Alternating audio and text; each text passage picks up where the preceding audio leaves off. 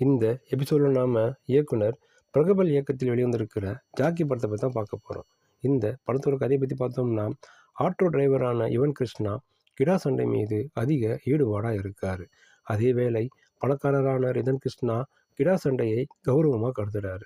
இதற்கிடையே நடக்கும் ஒரு சண்டையில் யுவன் கிருஷ்ணாவின் கிடா ரிதன் கிருஷ்ணாவின் கிடாவை வீழ்த்திவிட அதன் மூலம் இருவருக்கும் இடையே பகை உண்டாகுது. இதனால் இருதரப்புக்கும் இடையே அடிக்கடி வெட்டுக்குத்து அடிதடி மோதல் நடக்குது.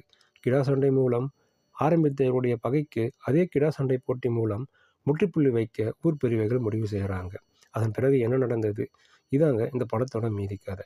நாயகன் நடித்திருக்கும் யுவன் கிருஷ்ணா மதுரை இளைஞராக நடிப்பில் மிரட்டி இருக்கிறான்னு சொல்லலாம். கிடா போல சண்டை காட்சியில் பாயிறாரு, அதே வேளை காதல் காட்சியிலும் அசத்துறாரு. வில்லனாக மிரட்டியிருக்கும் ரிதன் கிருஷ்ணா பஞ்ச் வசனங்கள் பேசியும் கலக்கிறாரு. அடிதடி காட்சிகளும் பூந்து விளையாட இருக்கிறான்னு சொல்லலாம். கொடுத்த வேலையை குறைவின்றி செய்திருக்காரு.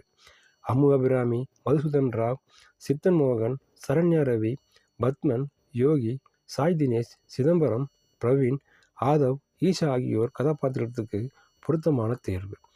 என்.எஸ். உதயகுமாரின் ஒளிப்பதிவில் காட்சிகள் யதார்த்தமும் பரபரப்பும் தொற்றிக்கொள்ளுது. சக்தி பாலாஜியின் இசையில் பாடல்கள் அனைத்தும் கேட்கும் ரகமாக இருக்குது.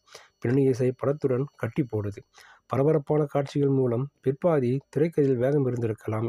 மதுரை மற்றும் சுற்று வட்டார பகுதியில் நடக்கும் கிடா சண்டை போட்டியை மையப்படுத்தி கதையை யதார்த்தமாக சொல்ல முயற்சித்திருக்காரு இயக்குனர்.